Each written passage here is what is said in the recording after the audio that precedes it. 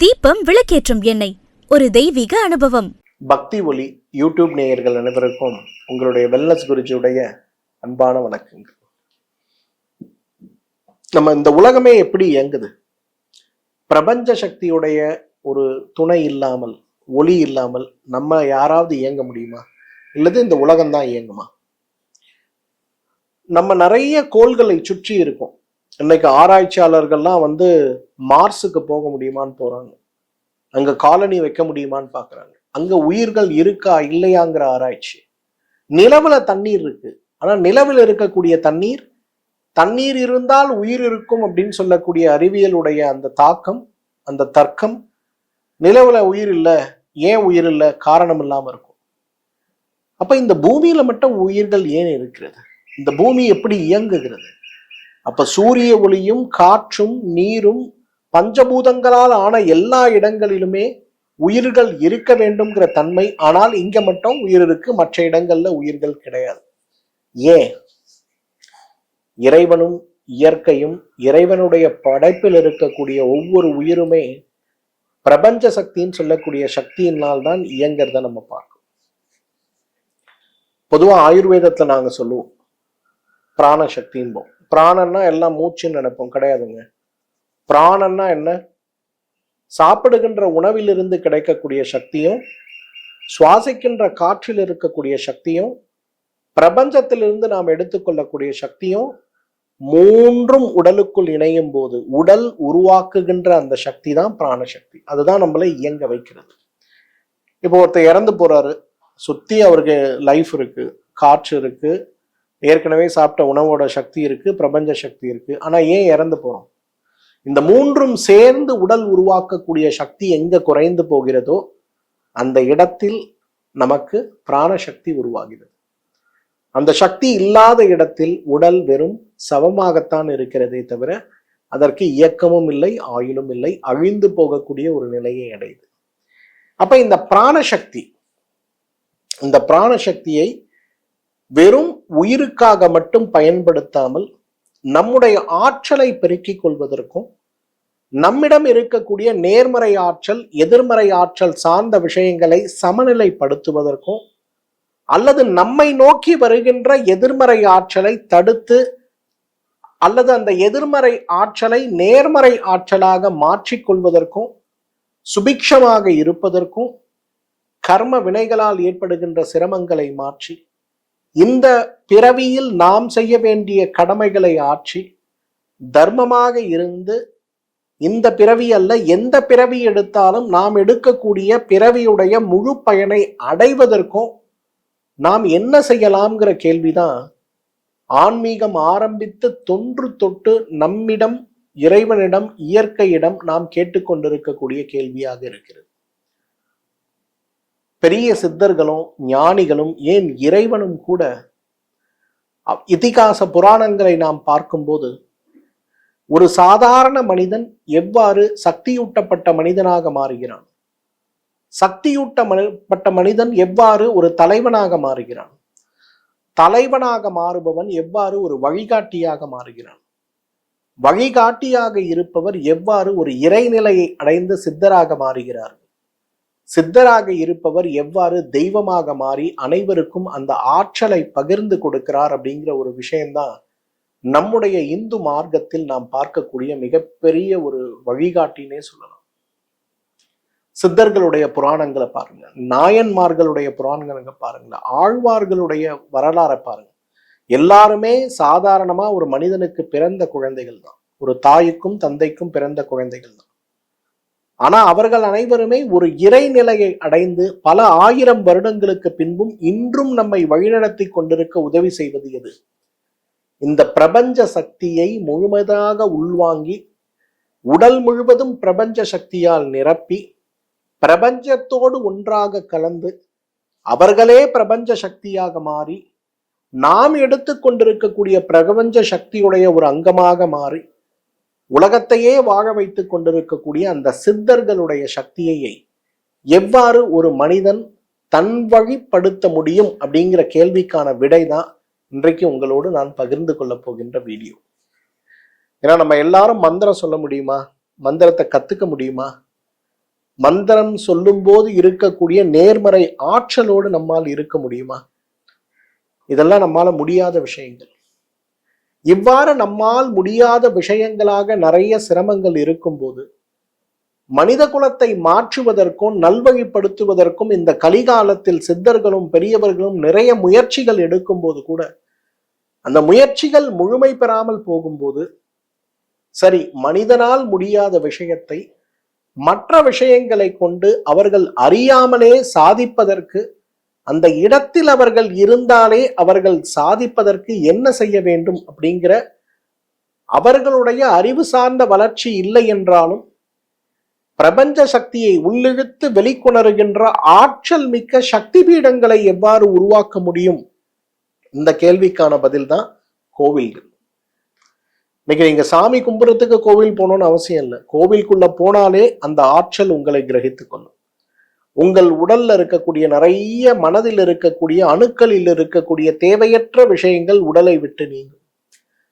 சில இடத்துக்கெல்லாம் நம்ம போவோம், அந்த அனுபவங்களை வார்த்தைகளால் விவரிக்க முடியாது. நான் அந்த மந்திரக்கோட்டை வாராகியோட கோயிலை பத்தி சொன்னேன். ஒரு வாராகியோட கோயில் அப்படிங்கிற ஒரு எதிர்பார்ப்போடு நாங்க போயிருந்தோம். ஆனா அந்த கோவிலுக்குள்ள போன உடனே, இந்த கோவில்ல ஒரு பியூட்டி என்னன்னா, நீங்க அம்மாவை ரொம்ப கிட்ட போய் வழிபடலாம், தொடர தூரத்துல வச்சு வழிபடலாம், அவ்வளவு கிட்ட போக முடியும். சட்டையை கழட்டிடணும், ஆண்களா இருந்தா சட்டையை கழட்டிடணும், உள்ள போலாம். அப்படி போய் அங்க நிற்கும் போது, அப்படி தலையை உயர்த்தி அந்த பிரம்மாண்டத்தை பார்க்கும்போது ஏற்படுகின்ற அதிர்வலைகள் இருக்கு இல்லையா, எனக்கு ஒரு நிமிஷம் தலையே சுத்திருச்சு, டக்குன்னு பிடிச்சிட்டேன் பக்கத்துல. அவ்வளவு பிரம்மாண்டம், அவ்வளவு கதிர்வீச்சுக்கள், என்னால் அதை உணர முடிஞ்சது. இதே போல ஒவ்வொரு கோவில்லையும் உங்களுக்கு தெரியாமையே அணுக்கதிர்வீச்சுகள் நடந்து கொண்டே தான் இருக்கும்.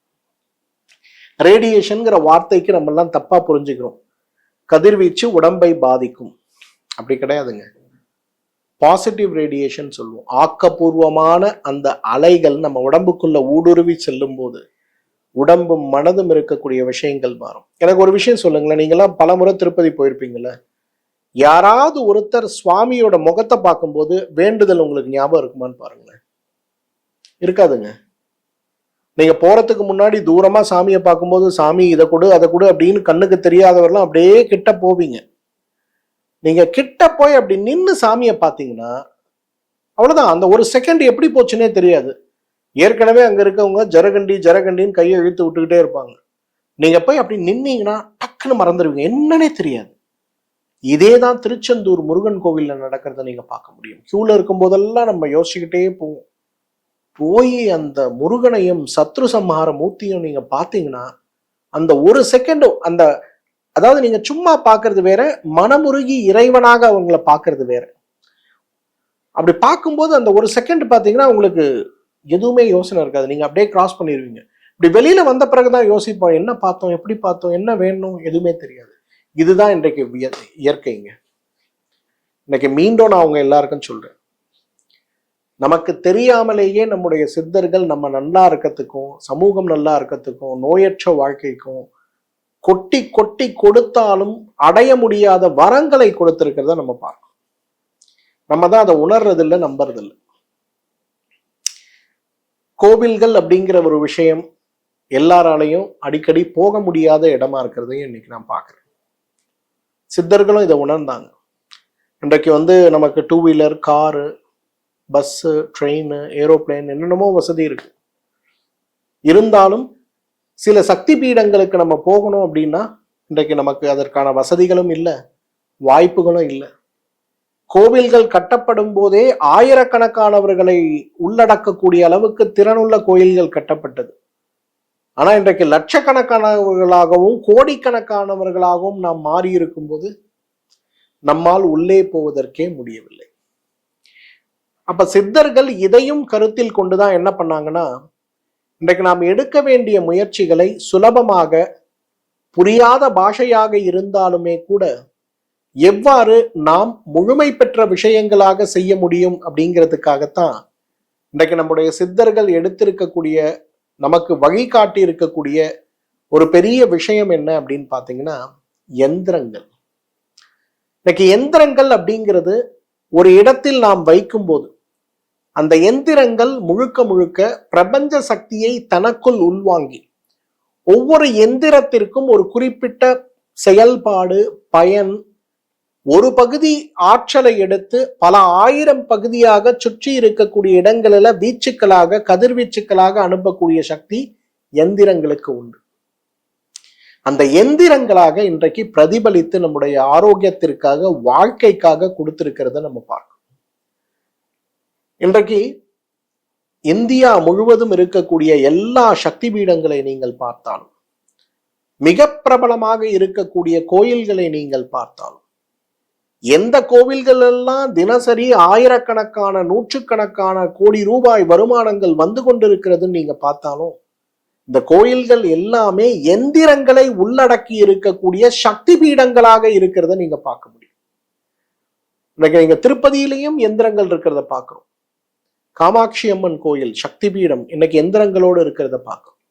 ஸ்ரீ ராஜராஜேஸ்வரி கோவில், மூகாம்பிகை கோவில், எல்லா கோயிலையும் எந்திரங்கள் அந்த இடத்தில் சக்தியை உள்ளிழுத்து 1000 மடங்கு, லட்சம் மடங்கு வெளிப்படுத்தி இன்றைக்கு அந்த கோவிலுக்கு தரிசனத்துக்கு வரக்கூடிய அனைவருக்குமே ஆற்றலை பகிர்ந்தளித்து அவர்களுடைய வாழ்க்கையில் இருக்கக்கூடிய கர்மங்களால் ஏற்படுகின்ற, பிறவி பயனால் ஏற்படுகின்ற நிறைய சிரமங்களை மாற்றுகின்ற ஆற்றலை அவர்களுக்கு வழங்குவதை நம்ம பார்க்கிறோம். சோ அந்த வகையில இன்றைக்கு ஏன் எந்திரங்கள் உருவாக்கப்பட்டது அப்படிங்கிறத பார்க்கிறோம். இதுல முதலாவது நாம் சுதர்சன எந்திரம்னு சொல்லக்கூடிய எந்திரத்தை நாம் பார்க்க போகிறோம். பொதுவா இந்த உலகத்தில் எந்த சக்திகள் படைக்கப்பட்டாலும் அந்த சக்திகளுடைய படைப்பு காரணம் லோகக்ஷேமம்னு சொல்லக்கூடிய மொத்த பிரபஞ்சத்துடைய ஒரு நல்வழிக்காகவும், பிரபஞ்சத்தை மாற்றக்கூடிய சிரமங்கள் அழிக்கப்பட்டு எதிர்மறை ஆற்றல்கள் அழிக்கப்படுவதற்காகவும் தான். தேவர்களும் அசுரர்களும் பயங்கரமா சண்டை போடுறாங்க. யுகம் யுகமாக கலியுகத்தில் கூட நடக்கக்கூடிய ஒரு சண்டை அது. அப்ப அந்த சண்டையில தேவர்கள் மிகுந்த ஒரு பாதிப்புக்கு உள்ளாகும் போது இறைவன் விஷ்ணுவை பிரார்த்திக்கிறாங்க. இறைவன் விஷ்ணுவை பிரார்த்தித்து இந்த அசுரர்களை வெல்வதற்கு எங்களுக்கு ஏதாவது ஒரு உபாயம் காட்டுங்க அப்படிங்கிறார். அப்போ விஷ்ணு இறைவன் சிவனை பிரார்த்திக்கிறார். 1000 மலர் கொண்டு 1000 சிவநாமங்களை கொண்டு அர்ச்சனை செய்கிறார். அப்ப சிவன் விஷ்ணுவை பரிசோதிப்பதற்கு என்ன பண்றார் அப்படின்னா, 1000 மலர்கள்ல ஒரு தாமரை மலரை மட்டும் காணாமல் செய்து விடுகிறார். அப்ப 1000 மலர் போடலன்னா நமக்கு பூஜை முடியாது இல்லையா? அப்ப விஷ்ணு என்ன பண்றாருன்னா, தன்னுடைய கண்களே தாமரை மலர் போன்றது அப்படின்னு தன்னுடைய கண்ணை எடுத்து இறைவனுக்கு சமர்ப்பிக்கிறார். மகிழ்ந்து போன இறைவன் அந்த கண்களையும் அவருக்கு திருப்பி கொடுத்து, உலகத்திலேயே எந்த சக்தியாலும் அழிக்க முடியாத ஒரு பெரும் சக்தியாக இந்த தேவர்களுடைய ஆயுதம் செய்யக்கூடிய விஸ்வகர்மாவை அழைத்து சூரியனுடைய அதீத ஒளி சக்தியிலிருந்து ஒரு யந்திரத்தை உருவாக்க சொல்கிறார். அந்த யந்திரம் தான் சுதர்சன சக்கரம். இன்றைக்கு சுதர்சன சக்கரம் ஒரு நொடி இப்படி நகருது அப்படின்னா அது 1000 யுகங்களுக்கு சமமா.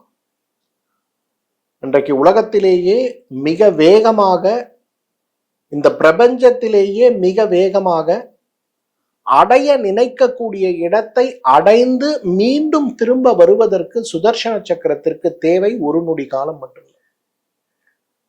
அப்ப விஷ்ணுவுக்கு சுதர்சன சக்கரத்தை உருவாக்கி இறைவன் கொடுக்கும் போது அதிலிருந்து வரக்கூடிய ஆற்றலையும் ஒளிக்கற்றலையும் பெருமாளால் தாங்கிக் கொள்ளவே முடியல. அப்போ இறைவன் அதோடைய சக்தியை கட்டுப்படுத்தக்கூடிய ஆற்றலை வழங்கி உலகத்தில் அவரை தவிர வேற யாரும் கட்டுப்படுத்த முடியாத ஒரு சக்தியாக அதை உருவாக்கி அதை கட்டுப்படுத்தக்கூடிய ஆற்றலையும் பெருமாளுக்கு கொடுத்தார். அப்ப சுதர்சன அந்த சக்கரத்துடைய அடிப்படை, அந்த யந்திரத்துடைய அடிப்படை என்னன்னா, முழுமை பெற்ற எந்திரங்கள்ல முதல் எந்திரமாக இருப்பது சுதர்சன எந்திரம். பொதுவாக எந்திரங்கள் வரும்போது மைய புள்ளியில் ஆரம்பித்து, அடிப்படை வட்டங்கள்ல ஆரம்பித்து, அறுகோணங்கள்ல ஆரம்பித்து, ஷட்கோணங்கள் சொல்லக்கூடியது போலவே அஷ்டகோணங்கள் ஆரம்பித்து, கடைசியாக அந்த ஒளியை வைத்திருக்கக்கூடிய வட்ட வடிவில் இருக்கக்கூடிய அமைப்புக்கு தான் எந்திரங்கள்னு பேர். இப்ப பிரமிடுன்னு நம்ம சொல்றோம் இல்லையா, இதுவும் ஒரு வகையான எந்திரம் தான். அந்த மாதிரி இருக்கக்கூடிய மிகுந்த சக்தி வாய்ந்த எந்திரங்களில் ஆதியாய் உருவாக்கப்பட்ட எந்திரம் தான் சுதர்சன எந்திரம். சுதர்சன எந்திரம் அப்படிங்கிறது இன்றைக்கு நிறைய இடங்கள்ல சுதர்சன எந்திரத்துடைய பயன்களை பற்றியும் இதிகாச புராணங்கள்ல அந்த எந்திரத்தை எவ்வாறு பூஜை செய்ய வேண்டும் அப்படிங்கிறதை பற்றியும் நிறைய குறிப்புகள் இருக்கிறத பார்க்கும். இன்னைக்கு எந்திரத்துடைய மிகப்பெரிய ஒரு பயன் என்ன தெரியுமா? நல்லதையும் செய்யும், நல்லதை 1000 மடங்காக மாற்றும், சுற்றி இருக்கக்கூடிய கெட்டதையும் உள்ளிழுத்துக் கொள்ளும். நம்ம எல்லாருக்கும் மாங்காடுல இருக்கக்கூடிய காமாட்சி அம்மனை தெரியும். இன்னைக்கு நீங்க ஒரு இந்துவா இருக்கீங்கன்னா காசிக்கு போறீங்களோ அல்லது ராமேஸ்வரம் போறீங்களோ, வாழ்க்கையில ஒரு முறையாவது மாங்காடு காமாட்சியை தரிசனம் பண்றதுல தவறாதீங்க.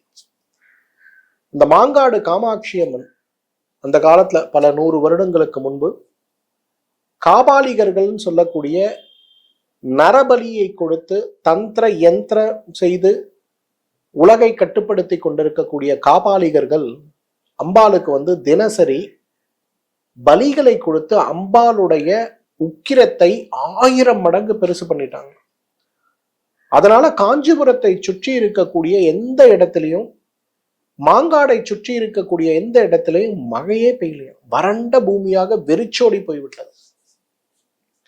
ஆதிசங்கரர் இன்றைக்கு இந்தியா முழுவதும் பிரயாணம் செய்து ஆங்காங்கே சக்தி பீடங்கள்ல எந்திரங்களை பிரதிஷ்டை செய்து பிரபஞ்ச ஆகர்ஷண சக்தியை உள்ளே கொண்டு பூமியுடைய சுபிக்ஷத்துக்காக கொடுத்த பெரிய மகான். அப்ப அவர் இந்த பகுதியில் வரும்போது அம்பாளுடைய சக்தியை உணர்ந்து அம்பாளுடைய அந்த கோபமாக இருக்கக்கூடிய உக்ர ரூபத்தை குறைப்பதற்காக ஒரு அழகான எந்திரம் மாங்காடு கோவில்ல இன்றைக்கும் நீங்க போனா பார்க்கலாம். அந்த எந்திரம் இருக்கிறத பார்க்கலாம். இந்த எந்திரத்தை பிரதிஷ்டை செஞ்சார். எவ்வாறு எந்திரங்கள் நல்ல விஷயத்தை அதிகரித்து நல்ல விஷயத்தை 1,00,000 மடங்கு கோடி மடங்கு பெரிதாக்கி நம்மை வாழ வைக்கிறதோ, அதே போல எந்திரங்கள் துஷ்ட சக்திகளாக தீமை விளைவிக்கக்கூடிய உக்ரரூபமாக இருக்கக்கூடிய சக்திகளை உள்ளே இழுத்து அம்பாளை சாந்த ஸ்வரூபியாக நமக்கு காட்டுவதை நம்ம பார்க்கிறோம். எதுக்காக இதை சொல்லணும்னா, சுதர்சன எந்திரம் வெறும் ப்ரொடெக்ஷனுக்காக மட்டும் கிடையாது, டிஸ்ட்ரக்ஷனுக்கும் சேர்த்து தான். சுதர்சன எந்திரத்துடைய 5 முக்கியமான பயன்கள் யாரெல்லாம் வச்சுக்கலாம். இந்த எந்திரத்தை பத்தி பேசணும்னா என்கிட்ட நீங்க ஒரு வாரம் இல்ல, மாசம் இல்ல, வருஷ கணக்குல உட்காந்து பேசலாம். ஒவ்வொரு யந்திரமும் என்ன தாத்பரியங்கிறத நல்லா பேச முடியும். ஆனா இது ஒரு வீடியோ, இதுல ஷார்ட் ஃபார்ம்ல என்னங்கிறத மட்டும் நான் உங்களுக்கு சொல்றேன். முதலாவது, சுதர்சன எந்திரம் அப்படிங்கிறது ஐஸ்வர்யத்திற்காக, ஆயுளுக்காக, ஆரோக்கியத்திற்காக, நம்ம பிறவி பயன்ல கர்ம வினைகளால் ஏற்படுகின்ற நோய்களை தீர்ப்பதற்காக, கர்ம வினைகளால் ஏற்படுகின்ற சிரமங்களை மாற்றுவதற்காக இறைவன் கொடுத்திருக்கக்கூடிய ஒரு வரப்பிரசாதம்னே சொல்லலாம். இந்த சுதர்சன எந்திரத்துடைய முதலாவது பயன் அப்படின்னு பாத்தீங்கன்னா, ஆயுள் விருத்திக்கு, ஆரோக்கிய விருத்திக்கு மிகப்பெரிய ஒரு எந்திரம்னு சொல்லலாம். பொதுவா நம்ம வீட்டுல யாராவது நோய்வாய்ப்பட்டிருந்தாலே நம்ம என்ன சொல்லுவாங்க, சுதர்சன ஹோமம் பண்ணுங்க சரியாயிரும் அப்படின்னா. ஏன் இந்த சுதர்சன ஹோமத்தை பண்றோம் அப்படின்னா, எவ்வாறு பூமியும் மற்ற கிரகங்களும் சூரியனிலிருந்து கிடைக்கக்கூடிய ஒளியை கொண்டு தன்னுடைய வாழ்க்கையை நடத்தி கொண்டிருக்கிறதோ, இந்த சுதர்சன எந்திரத்தை நாம் வீட்டில் வைக்கும்போது சூரிய ஒளிதான் இன்றைக்கு வெற்றியை தரக்கூடியது. சூரிய நமஸ்காரம் தான் ஆயுளை வளர்க்கக்கூடியது. ராமன் இறைவனுடைய அவதாரம். ராமனை போன்ற வீரன் அந்த காலத்துல உலகத்துல யாருமே கிடையாது. ஆனா அந்த ராவணனிடம் போராடும் போது தன்னால் வெல்ல முடியுமாங்கிற பயத்தில் கலங்கி போய் உட்கார்ந்திருந்தார். அப்ப அகஸ்தியர் ராமனை பார்த்து ஆதித்ய ஹிருதயம்னு சொல்லக்கூடிய ஒரு ஸ்தோத்திரத்தை சொல்லி கொடுத்தாரு. எதுக்காக சொல்லி கொடுத்தாரு? மன கிளேஷம் நீங்கி வெற்றி பெறுவதற்கான ஆற்றலை வழங்கக்கூடிய அந்த மந்திரத்தை சொல்லி கொடுத்து தான் ராவண வதம் நடைபெற்றது. அப்ப சூரியனுடைய ஆற்றலிலிருந்து உருவான அந்த சுதர்சன எந்திரம் எவ்வளவு பெரிய ஆரோக்கியத்தை நமக்கு மீட்டு கொடுக்கும், கொஞ்சம் யோசிச்சு பாருங்க. இன்னைக்கு ப்ரிவென்ஷன், கியூர், ரெஜுவனேஷன் சொல்லக்கூடிய 3 விஷயத்தை நம்ம சொல்றோம். நோயில்லாத வாழ்க்கைக்கு என்ன வேணும், நோயுற்று இருக்கும் அது குணமாவதற்கு என்ன வேணும், நோயிலிருந்து குணமாயிட்டோம் சார், திருப்பி இந்த மாதிரி ஒரு பிரச்சனை என் வாழ்க்கையில வரவே கூடாது சார், நான் என்ன பண்ணணும்? அதுக்குதான் சுதர்ஷன யந்திரம். சுதர்ஷன யந்திரத்தை பொறுத்தவரையிலும் உடலில் இருக்கக்கூடிய ஆற்றலை பெருக்குவதற்கும், உடலில் நோயை உருவாக்கக்கூடிய எதிர்மறை ஆற்றலை குறைப்பதற்கும், சுற்றி இருக்கக்கூடிய இடங்கள்ல இருக்கக்கூடிய கண்ணுக்கு தெரியாத எதிர்மறை ஆற்றலை விளக்குவதற்கும் மிக மிக அவசியம். பொதுவா ஆயுர்வேதத்துல நாங்க 2 விஷயம் சொல்லுவோம். ஒன்று, கண்ணுக்கு தெரியாத கிரகதோஷம்னு சொல்லுவோம். இப்போ ஒரு 3 மாச குழந்தை, 6 மாசம் நம்ம குழந்தை இருக்குன்னா, அந்த குழந்தை திடீர்னு வயிற்றுப்போக்கு ஏற்படும் போது பச்சை பச்சையா மோஷன் போவான். எந்த ஹாஸ்பிட்டல் நீங்க கூட்டு போங்க, பெஸ்ட் பீடியாட்ரிஷியனை பாருங்க, அந்த பச்சையா மோஷன் போறது குறையாது. குழந்தைக்கு பேதி ஆகிட்டே இருக்கும். மாசத்துக்கு ஒரு முறை, வாரத்துக்கு ஒரு முறை பேதியாகும். பச்சை பச்சையா தான் போவோம். ஒவ்வொரு டைமும் குழந்தை 1 கிலோ ஏறுவான் இறங்குவான், ஏறுவான் இறங்குவான், ஆஸ்பத்திரிக்கே ஓடிக்கிட்டே இருக்கும். அப்ப நம்ம எல்லாருக்குமே இருக்கக்கூடிய கவலை, மருத்துவமே குணப்படுத்த முடியலையே, பெஸ்ட் பீடியாட்ரிஷியன், பெஸ்ட் ஹாஸ்பிட்டலே குணப்படுத்த முடியலையே, அப்ப என்ன அந்த குழந்தைக்கு நோயா இருக்கும், எப்படி குணப்படுத்துறதுன்னு கேட்பாங்க. இதுக்கு பேரு பூத கிரகம்னு சொல்லுவோம். பாருங்களேன், இன்னைக்கு குழந்தைக்கு நோய் வருது, மெடிக்கல் டெஸ்ட் எல்லாம் பண்றீங்க, நோயை குணப்படுத்த முடியல, சஃபர் ஆகிட்டே இருக்கும் குழந்தை. 4 முறை 5 முறை பேதியானா பயம் வரும்ல நமக்குலாம். இதுக்கு ட்ரீட்மெண்ட் என்ன தெரியுமா? பச்சை கலர் துணியை அந்த குழந்தை காலில் கட்டிட்டு, அந்த பச்சை கலர் துணியை எரிச்சு சாம்பலாக்கி, அந்த சாம்பலை நாக்குல ஒரே ஒரு துளி தடவுனீங்கன்னா போதும், ஒரே நாள்ல அந்த கிரகதோஷம் விலகிடும். இதுக்கு என்ன காரணம், எந்த கிருமி, எதுவுமே நமக்கு தெரியாது. ஆனா கிரகதோஷம் விலகும். அந்த மாதிரி நம்ம கண்ணுக்கு தெரியாத, நம்மை சுற்றி இருக்கக்கூடிய எவ்வளவோ எதிர்மறை சக்திகள் நம்மளை கொஞ்சம் கொஞ்சமா பாதிக்கும் போது, எந்த இடத்தில் சுதர்சன எந்திரத்தை நீங்க வைக்கிறீங்களோ அந்த இடத்துல இந்த சக்திகள்லாம் இல்லாமல் குறைந்து போறதை நம்ம பார்க்க முடியும். எந்த இடத்தில் சுதர்சன எந்திரத்திற்கு முறையான பூஜை நடக்கிறதோ அந்த இடத்துல எதிர்மறை சக்திகளே இருக்காது அப்படிங்கிறது தான் உண்மையான விஷயம். சூரிய ஒளி படக்கூடிய இடத்துல ஏதாவது கிருமிகள் இருக்குமா? சூரிய ஒளி படக்கூடிய இடத்துல ஏதாவது மன கிளேஷம் இருக்குமா? சூரிய ஒளி படக்கூடிய இடத்துல எங்கேயாவது பயமும் தன்னம்பிக்கை இன்மையும் இருக்குமா? இருக்காது இல்லையா? காரணம், சூரிய ஒளிங்கிறது சாதாரண விஷயம் இல்லை. அதிலிருந்து உருவான சுதர்சன சக்கரம் நம்ம உடம்பை காப்பாற்றும். ஸோ எங்கெல்லாம் ஆரோக்கியம் வேணுமோ, ப்ரிவென்ஷன், கியூர், ரெஜுவனேஷன் சொல்லக்கூடிய 3 இடத்திற்கும் இன்றைக்கு சுதர்சன யந்திரம் மிகப்பெரிய வரப்பிரசாதம். 2வது, இன்னைக்கு எங்கெல்லாம் தோல்வி நடந்து கொண்டே இருக்கிறதோ, நிறைய பேரை நம்ம பார்ப்போம், இந்த பிஸ்னஸ் பண்றேன், இந்த பிஸ்னஸ் பண்றேன், எல்லாமே ஃபெயிலியர் ஆகுது சார். எல்லாம் சொல்லுவாங்களே, காத்தடிக்கும் போது பொறி வைக்க போனேன், மழை பெய்யும் போது உப்பு வைக்க போனா எப்படி தொழில் நடக்கும் அப்படிம்பாங்கல்ல.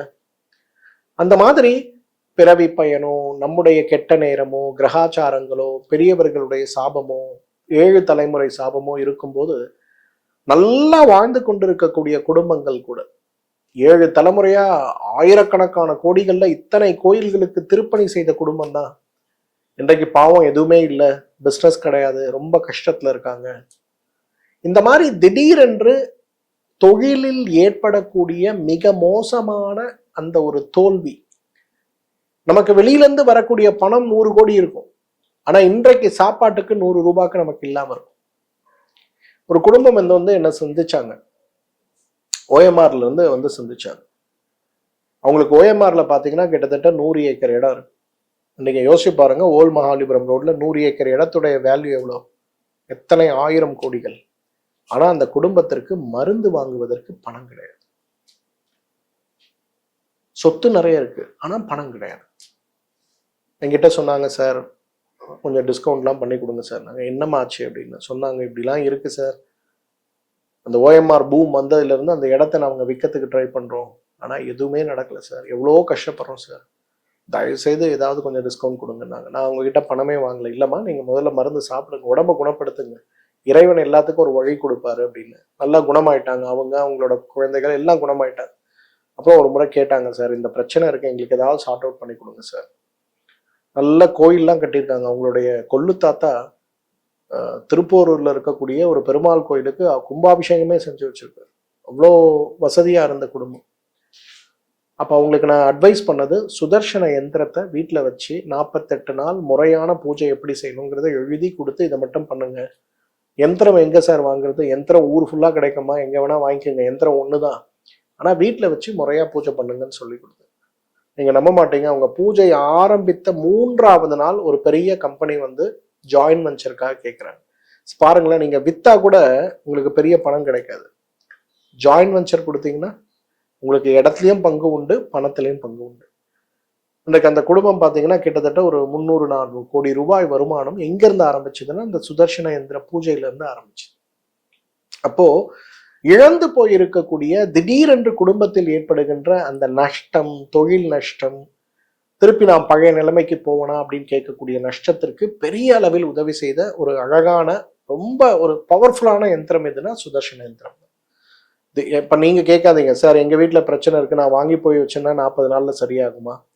Surrender, surrender, surrender. அந்த எந்திரத்துக்கிட்ட உங்களை நீங்க அர்ப்பணிச்சு அதோடு நீங்க சரணடைந்து நீங்க பூஜை செஞ்சீங்கன்னா அதற்கான பலன் நிச்சயமா கிடைக்கும். 3வது, ஏமாற்றத்தால் பாதிக்கப்பட்டு மன உளைச்சலில் இருப்பவர்கள். திருப்பூர்ல இருந்து ஒரு தம்பி என்னை வந்து சந்திச்சாரு. 39 இயர்ஸ், 3 தலைமுறையாக அவங்களுக்கு வந்து தொழில். என்ன தொழில்? 3 தலைமுறையாக அவர்கள் வந்து இந்த ஆடை தொழில்ல இருக்காங்க. இந்த தம்பி வந்து அந்த பிஸ்னஸை டேக் ஓவர் பண்ணும்போது கிட்டத்தட்ட 900 கோடி ரூபாய், 900 crore rupees வந்து பிஸ்னஸ் பண்ணிட்டு இருந்த குடும்பம். நல்ல சிவபக்தி இருக்கக்கூடிய குடும்பம். எவ்வளோ இந்த தம்பி கிட்ட கொடுத்த 3 வருஷத்துல பிஸ்னஸ் வந்து கம்ப்ளீட்லி வைண்ட் அப். பத்தாக்குறைக்கு கோவிட் வந்துச்சு. சரி, இருக்கக்கூடிய கொஞ்சம் ப்ராப்பர்ட்டிஸ்லாம் வச்சு எல்லாத்தையும் கொடுத்து முடிச்சுட்டாங்க. அந்த பையனுக்கு வந்து வேலை கிடையாது. அந்த பையன் வந்து ஃபாரின் போயிட்டான். ஏர்னிங்காக தான் ஃபாரின் போகிறான். எல்லாருக்கும் வந்து வருத்தம். அவங்க பேரண்ட்ஸ் வெல் செட்டில்டு, அதனால வந்து அவங்க வழியை அவங்க பார்த்துக்கிறாங்க. பட் அவங்க எல்லாருக்கும் வருத்தம். 3 தலைமுறையாக முயற்சி செய்து கிட்டத்தட்ட 900 கோடி ரூபாய் வந்துருச்சு. இப்போ இந்த பிஸ்னஸே இல்லாமல் போயிடுச்சுன்னு அவங்க அப்பாவுக்கு வருத்தம், அம்மாவுக்கு வருத்தம். ஆனால் தம்பி ஒரே பையன், அவங்க கிட்ட எதுவுமே சொல்ல முடியல. அப்போ ஒரு முறை அவங்க வந்திருக்கும் போது எனக்கு இந்த மாதிரி பிரச்சனை இருக்கு அப்படின்னாங்க. என்ன காரணத்தால இந்த நஷ்டம் ஏற்பட்டதுன்னா, அந்த பையன் அவனுடைய நண்பர்கள் 2 பேர்கிட்ட அந்த பிஸ்னஸ் மேனேஜ்மெண்ட்டை கொடுத்துட்டு அவர் அதிகமாக அதில் கவனம் செலுத்தாததுனால அந்த 2 நண்பர்கள் கொஞ்சம் கொஞ்சமா ஆர்டர்ஸை அவங்களுடைய தனியா இருக்கக்கூடிய ஒரு பிரைவேட் கம்பெனிக்கு டைவர்ட் பண்ணியிருக்காங்க. இது இவங்க பெருசா கவனிக்காம இருந்திருக்காங்க. திடீர்னு பார்த்தா ஆர்டர்ஸ் ஒரே மாசத்துல 100 ஆர்டர்ஸ் கேன்சல் ஆகுது. என்ன பண்றதுனே தெரியல. என்னன்னு பாக்குறதுக்குள்ளவே முடிஞ்சு போச்சு. நம்பிக்கை துரோகம்ங்கிறது ஒரு இடம், ஏமாற்றம்ங்கிறது ஒரு இடம். அப்புறம் அந்த பையன் ஒரு முறை இந்தியா வந்திருந்த போது இந்த 2 பேருக்கும் 80வது திருமணம் நடந்தது. இப்போ ஒரு முறை என்ன இன்வைட் பண்ணியிருந்தாங்க. நான் அவங்க வீட்டுக்கு போயிருந்தேன். அவங்க வீட்லயே ஒரு அழகான சிவலிங்கத்தை வச்சு பூஜை. சிவபக்திங்கிறது எனக்கு ரொம்ப பிடிக்கும். எனக்கு வந்து எங்க சிவன் இருந்தாலும் சாப்பாடு தண்ணிலாம் வேண்டாம், போய் கூடவே உட்காந்துருவேன். எங்க வீட்டுல கூட சிவனை வச்சு நாங்க பூஜை பண்றோம். அப்போ நான் அந்த மாதிரி போயிருந்தேன் அவங்களோட சதாபிஷேகத்துக்கு. அப்போ அந்த பையன் வந்து இந்த மாதிரி அங்கிள் இப்படி ஆயிடுச்சு, என்ன பண்றதுனே தெரியல, அப்பா அம்மா முகத்திலேயே கூட என்னால் முழிக்க முடியல, எனக்கு ரொம்ப அவமானமா இருக்கு அப்படின்னா சொன்னேன். லைஃப்ல அப்ஸ் அண்ட் டவுன்ஸ் இருக்கும்பா, அதெல்லாம் ஒன்றும் கவலைப்படாது அப்படின்னும் போது அவங்க பேரண்ட்ஸ் என்கிட்ட கேட்டாங்க, இதை வந்து சார்ட் அவுட் பண்றதுக்கு நாங்கள் என்ன பண்ணணும்? ஏதோ இருக்கிறத காப்பாத்திக்கிட்டோம், இதுக்கு மேல மைனஸா போகக்கூடாது, என்ன பண்ணணும்? அப்போ நான் அவங்க ஜாதகங்கள்லாம் வாங்கி பார்த்துட்டு அப்போ நான் சொன்ன, ஒரு ஏமாற்றம் அப்படிங்கிறது அதுவும் ஒரு வகையான வியாதி தான். அதுல இருந்து முதல்ல வெளியில வரணும்னா ஏமாத்தினவங்க யாரோ அவங்கள பற்றி சாபம் கொடுக்கறதையோ திட்டுறதையோ நீங்க முதல்ல நிறுத்தணும். ஏன்னா நீங்க அதை பிடிச்சிட்டு இருக்கீங்க, அது போயிடுச்சு. ஆனா நீங்க அதை பிடிக்காம அந்த நினைவுகள்லயே இருக்கிறதுனால பிரச்சனையா இருக்கு. முதல்ல அதை விட்டுருங்க அப்படின்னு சொல்லிட்டு அவங்களுக்கு சுதர்சன எந்திரத்தை எப்படி பூஜை பண்ணணும் அப்படிங்கிறத சொல்லி கொடுத்தேன். அவங்க அப்பாவுக்கு அதுல ஒரு ரெஸ்ட்ரிக்ஷன், சார் நாங்கெல்லாம் வந்து சிவனை கும்பிட்றவங்க, நீங்க திடீர்னு சுதர்சன எந்திரத்தை வைக்க சொல்றீங்க, அது பெருமாளை கும்பிட்ற மாதிரி ஆகுது, எங்க பரம்பரைக்கு அதெல்லாம் ஒத்துக்குமான்னு தெரியல அப்படின்னாரு. அப்புறம் சுதர்சன யந்திரம் எப்படி உருவாச்சு அப்படிங்கிறதே அவருக்கு சொன்ன பிறகு, ஓ இது சாமி தான் அங்க கொடுத்தாரா, அப்ப சாரி அப்படின்னு சொல்லிட்டு சுதர்சன யந்திரத்தோட சரண்டர், நம்ம முதல்ல எப்படி அந்த யந்திரத்துக்கிட்ட நம்ம அர்ப்பணிக்கணும், நம்ம பிரச்சனையை எப்படி சொல்லணும் அப்படிங்கிற விஷயத்த நான் அவங்களுக்கு சொல்லி கொடுத்தேன்.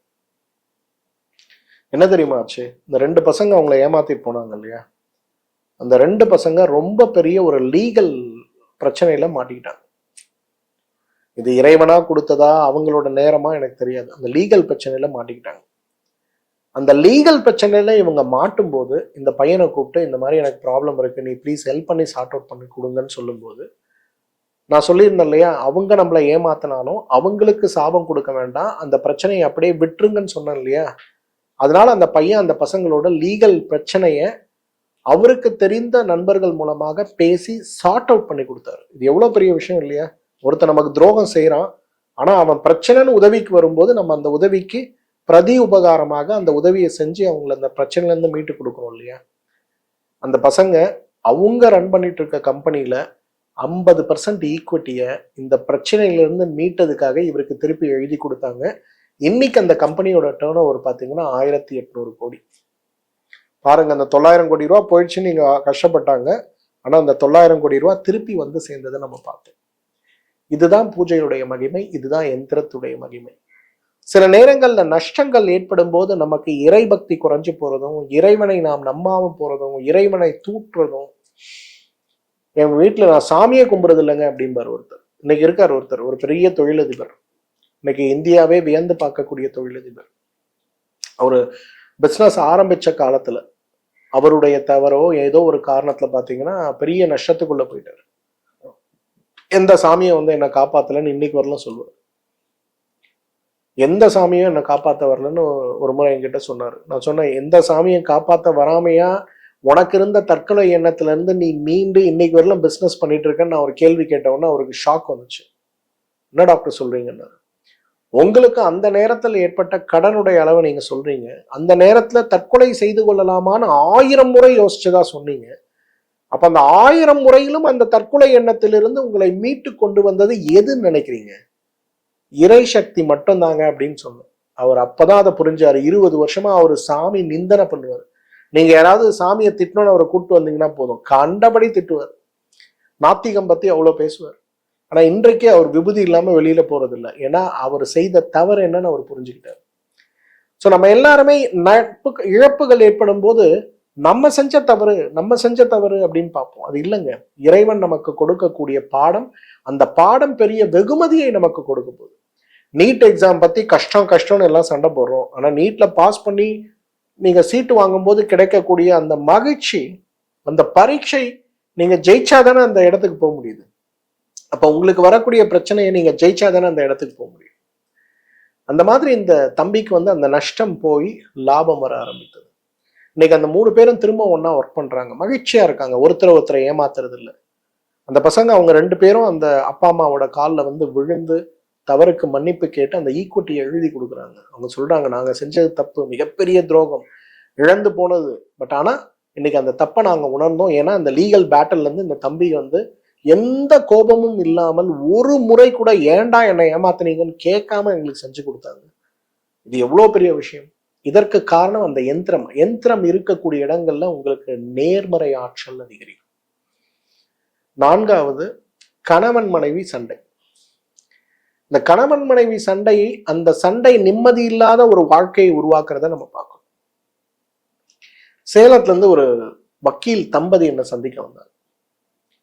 அந்த அம்மாவும் ரொம்ப பெரிய குடும்பம், சாரம் வந்து ரொம்ப பெரிய குடும்பம். சமூகத்துடைய ஒரு பிரஷர் இவங்க டைவர்ஸ் வாங்க முடியாது. ஆனா 2 பேருக்கும் சண்டை. ஒரு நாள் கூட சண்டை போடாம தூங்கினது கிடையாது. ஒரு நாள் கூட அடிதடி நடக்காமல் தூங்கினது கிடையாது. ஆனா வேற யாரும் போய் அதுல இன்வால்வ் ஆகிறதுல இவங்க 2 பேருமே விரும்பல. இந்த சைட்ல இருந்தும் அப்பா அம்மா வந்தா சண்டை, அந்த சைட்ல இருந்தும் அப்பா அம்மா வந்தா சண்டை. கோடிக்கணக்கில் பணம், நல்ல தொழில், நல்ல திறமையான வழக்குரைஞர்கள், எல்லாரையும் பார்த்து பொறாமைப்படக்கூடிய வாழ்க்கை. ஆனா 2 பேருக்கும் நிம்மதி கிடையாது. இதுல என்ன பியூட்டினா, கல்யாணம் ஆகி 6 வருஷம் அவங்க 2 பேரும் ஒன்னாவே சேரல. ஏன்னா இந்த வேறுபட்ட மனப்பான்மை. அவங்க அப்பா ஒரு பெரிய ஆடிட்டர். அவர் என்ன வந்து பார்த்து சொன்னாரு, கவுன்சிலிங் கொடுங்க அப்படின்னாரு. சரின்னு அவங்க 2 பேரையும் கூப்பிட்டு ஒரு முறை உட்கார வச்சு அவங்க ஜாதகத்தெல்லாம் பார்க்கும்போது எல்லாம் பெர்ஃபெக்டா இருக்கு. ஆனா சண்டை. என்ன காரணம்னா 2 பேரும் எதிர்மறை ஆற்றலோடவே வாழ்க்கையை நடத்திருக்காங்க. இவங்க அப்பா அம்மா இவங்களை வளர்க்கும் போது ப்ரிகாஷன் பத்தி சொல்லியிருக்காங்க. அவங்க அப்பா அம்மாவோட சொந்தக்காரங்களுக்கு நடந்த நிறைய விஷயங்களை சொல்லி கொடுத்துருக்காங்க. இந்த தம்பியோட வாழ்க்கையிலே என்ன இருக்கு, அவங்க ஃபேமிலியில நடக்கக்கூடிய டிவோர்ஸ், பார்ட்டிஷன், இவங்க 2 பேருக்குமே எங்க ஒருத்தரோட ஒருத்தர் சேர்ந்தோம்னா, நீ என்ன ஏமாத்திருவியா, நான் உன்னை ஏமாத்திருவியான்ற ஒரே குழப்பத்துல, ஆனா இத பத்தி ஓப்பனா பேசாம நீ பெருசா நான் பெருசான்னு சண்டையில இருக்காங்க. அப்புறம் அவங்கள உட்கார வச்சு எல்லாம் புரிஞ்சுட்டு அவங்க அப்பா அம்மாவை கூப்பிட்டு நான் சொன்னேன், நீங்க எதுவும் பண்ணாதீங்க, ஒரே ஒரு சுதர்சன எந்திரத்தை மட்டும் கொண்டு போய் வீட்டுல பூஜை அறையில வச்சுங்க, விளக்கேத்துங்க, பூஜை பண்ணுங்க, சுவாமி கிட்ட வேண்டிங்க, எந்திரத்துக்கிட்ட உங்களை சரணடைய வச்சிருங்க அப்படின்னு சொன்னேன். அந்த பையனுக்கு வந்து சாமி மேல நம்பிக்கை கிடையாது, அவன் ஒரு நாத்திகன். ஆனா அந்த பெண்ணுக்கு இறைபக்தி உண்டு.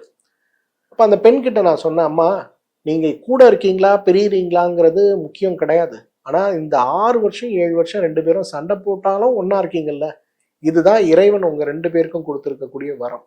இன்னைக்கெல்லாம் 2 நாள் சண்டை போட்டாலே 3வது நாள் டிவோர்ஸ்க்காக போய் நிக்கிறோம்ல, அது இல்லாம இருக்குல்ல, இதுவே பெரிய வரம்மா. அதனால தயவு செய்து என் பேச்சை கேளுங்க, இதை கொண்டு போய் வீட்டுல வச்சு நீங்க ஒண்ணும் பண்ண வேணாம், இந்த மாதிரி போய் நல்ல வாழ்க்கையை கொடு சாமின்னு வேண்டிக்கிட்டு விளக்கேத்துங்க, ஒரே ஒரு பூவை போடுங்க, இந்த சுதர்சன காயத்ரி மந்திரத்தை யூடியூப்ல இறக்கி வச்சுட்டு வீட்டுல சாயந்தர நேரத்துல போடுங்க, வேற ஒன்றும் பண்ணாதீங்க அப்படின்னு. அந்த அம்மா இப்ப ரீசெண்டா டிஸ்ட்ரிக்ட் மேஜிஸ்ட்ரேட்டா ஆயிருக்காங்க. அவங்களும் சரின்னாங்க. மிராக்கல் பாருங்க, 3 மாசம் தான் அந்த அம்மா இப்ப பிரெக்னெண்டா இருக்கு. எல்லாருக்கும் ஆச்சரியம். அவங்க ஃப்ரெண்ட்ஸே கேட்பாங்க, என்னடா எலியும் பூனையுமா சண்டை போட்டுட்டு இருந்தீங்க, எப்படிடா அது சாத்தியம்? அப்ப அந்த பையன் வந்து என்கிட்ட கேட்டான், அங்கிள் நீங்க ஏதோ பண்ணிட்டீங்க அப்படின்னா. நான் சொன்னேன், எதுவுமே பண்ணலப்பா, குடும்பத்துல இருக்கக்கூடிய எதிர்மறை ஆற்றலை ஈர்த்து நேர்மறையாக்கக்கூடிய ஒரு யந்திரத்தை நீங்க வீட்டுல வச்சு பூஜை பண்றீங்க, அதுதான் உங்களை காப்பாத்துது, அதனால இதுதான் சீக்ரெட் அப்படின்னு சொன்னேன்.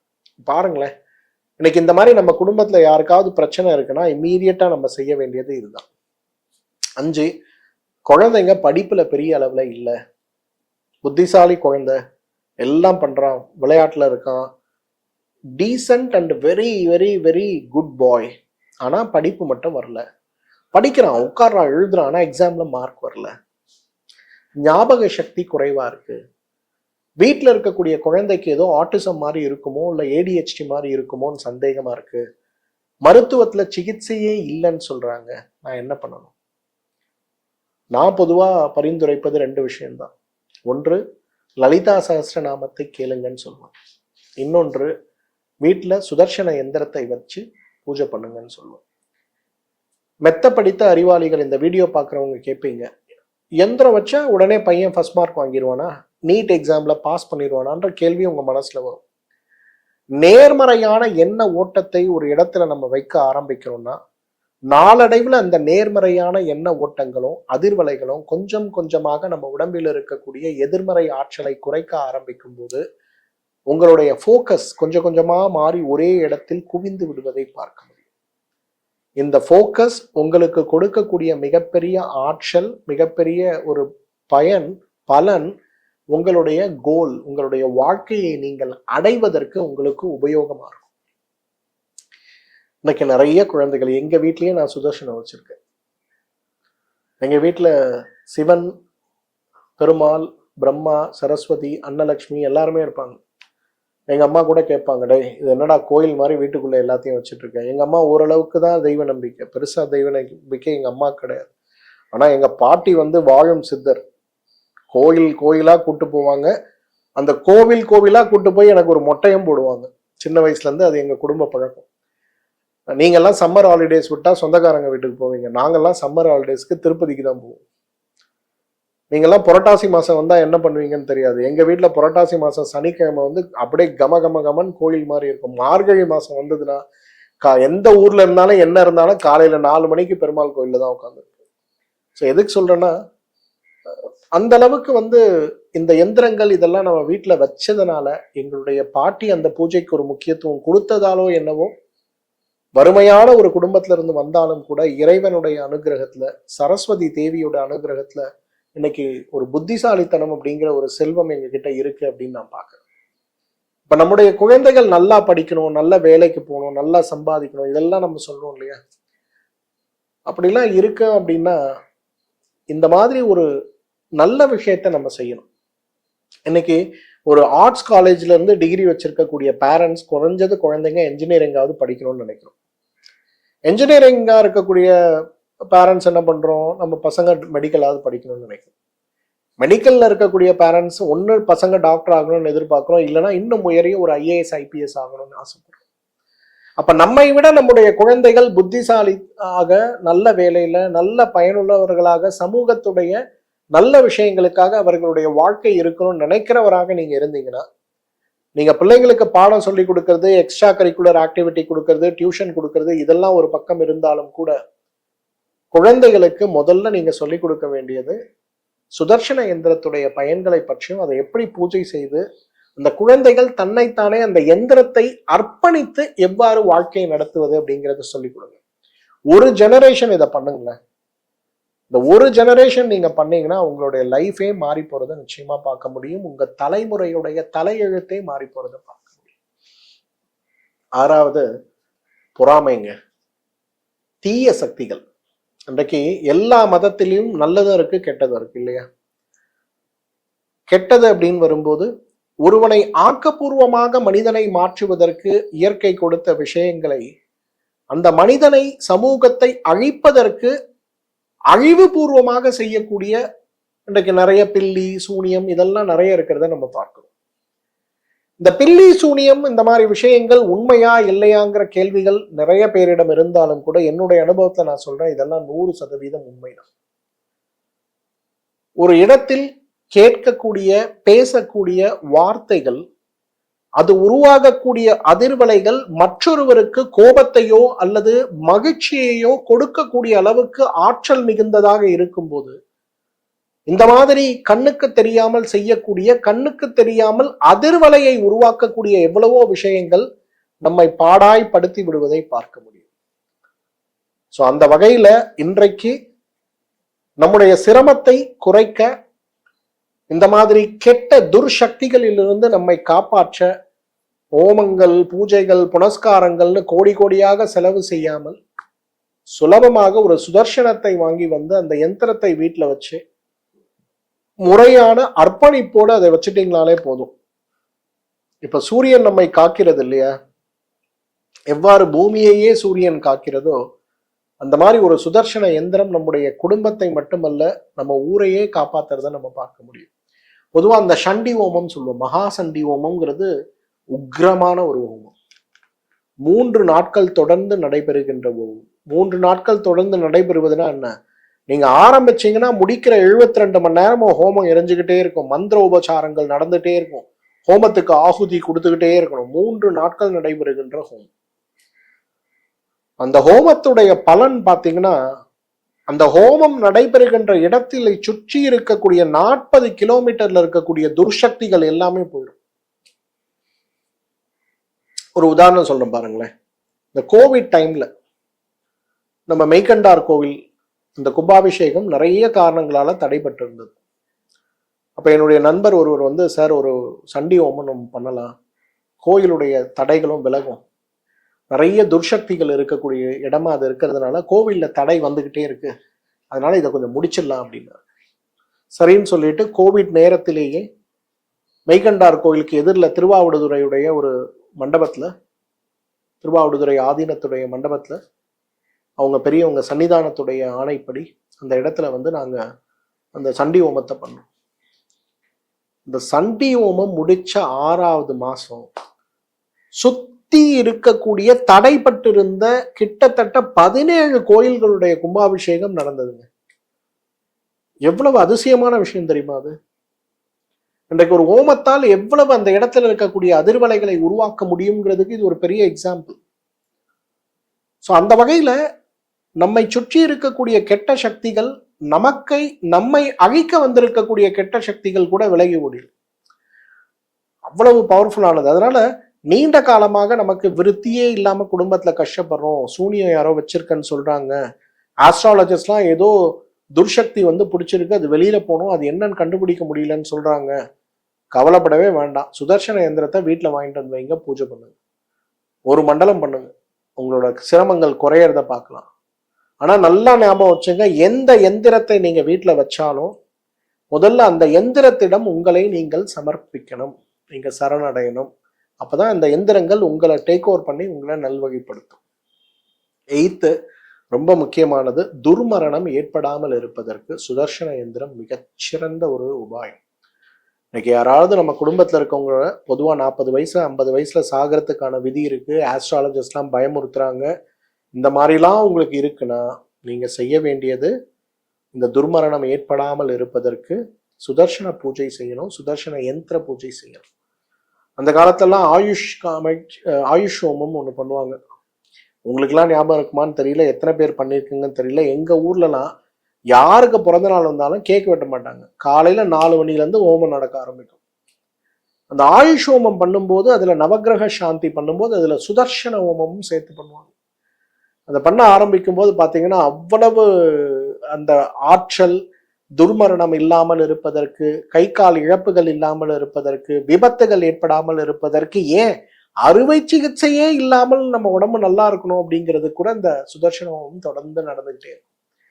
அந்த அளவுக்கு வேகமாக நம்முடைய ஆற்றலை, நம்ம உடம்பை பாதுகாக்கக்கூடிய சக்தி சுதர்சன யந்திரத்திற்கு உண்டு. இவ்வளோ சொல்றேன். எதுக்காக சொல்றேன்னா, இன்றைக்கு விலையுயர்ந்த பூஜைகளும் மிகுந்த செலவோடு நாம் செய்யக்கூடிய ஹோமங்களும், விதவிதமான கோயில்களுக்கு விதவிதமான ஹோரைகள்ல செஞ்சு போய் செய்யக்கூடிய பரிகாரங்களும் எந்த சித்தரும் பரிந்துரைக்கல. சித்தர்கள் பரிந்துரைப்பது எல்லாமே நமது வீட்டில் நாம் இருக்கக்கூடிய இடங்கள்ல நமது எண்ணங்களை நேர்மறையாக வைப்பதற்கு நாம் எடுக்க வேண்டிய முயற்சி தான். அந்த முயற்சியில் முக்கியமாக சித்தர்கள் பரிந்துரைக்கக்கூடியது மட்டும்தான் எந்திரங்கள். இந்த எந்திரங்களை நீங்க வீட்டுல வாங்கிட்டு வந்து அந்த முறையான பூஜை விதிகளை உணர்ந்து, அந்த பூஜை விதிகளின்படி, முக்கியமா நான் சொல்றேன், எந்திரத்தை வாங்கிட்டு வந்து வீட்டுல வச்சீங்கன்னா பிரயோஜனம் கிடையாது. எந்திரத்தை வாங்கிட்டு வந்து வீட்டுல வச்சு உங்களை நீங்கள் சரணடைந்து உங்களுக்கு இருக்கக்கூடிய பிரச்சனைகளை அந்த எந்திரத்துக்கிட்ட சொல்ல ஆரம்பிச்சீங்கன்னா அந்த பிரச்சனைகள் மிக வேகமாக குணமாகிறது மட்டும் இல்ல, மீண்டும் மீண்டும் பிரச்சனைக்குள்ள போகக்கூடிய சிரமங்களற்ற ஒரு ஆரோக்கிய பெருவாழ்வு நம்ம எல்லாருக்குமே கிடைக்கும். இது ஒரு விழிப்புணர்வுக்காக நான் சொல்லக்கூடியது. நீங்க எந்த குருவை ஃபாலோ பண்றீங்களோ, எந்த ஆசிரமத்தை ஃபாலோ பண்றீங்களோ, அந்த குருவோட நீங்க பேசி ஒரு யந்திரத்தை அவர் கையிலே வாங்கி அதை கொண்டு வந்து வீட்டில் வச்சு பூஜை செய்து ஆரோக்கிய பெருவாழ்வு வாழ முடியுமான்னு பாருங்க. இந்த வீடியோவை உங்களுடைய நட்பு வட்டாரங்கள்ல ஷேர் பண்ணுங்க. இந்த எந்திரம் சார்ந்த கேள்விகள் உங்களுக்கு ஏதாவது இருக்குன்னா இந்த வீடியோவோட கமெண்ட் செக்ஷன்ல என்கிட்ட கேளுங்க. எனக்கு தெரிந்தவரை நேரடியாக பதில் சொல்ல முயற்சி செய்கிறேன். அது மட்டும் இல்லை, இன்றைக்கு இறையினாலே மூட நம்பிக்கை, கோவில் போனா எதுவும் நடக்காது, இந்த கற்கள் வேலை செய்யாது, இந்த எந்திரங்கள் வேலை செய்யாதுங்கிற எதிர்மறை ஆற்றலோடு தயவு செய்து வாழ்க்கையை நடத்தாதீங்க.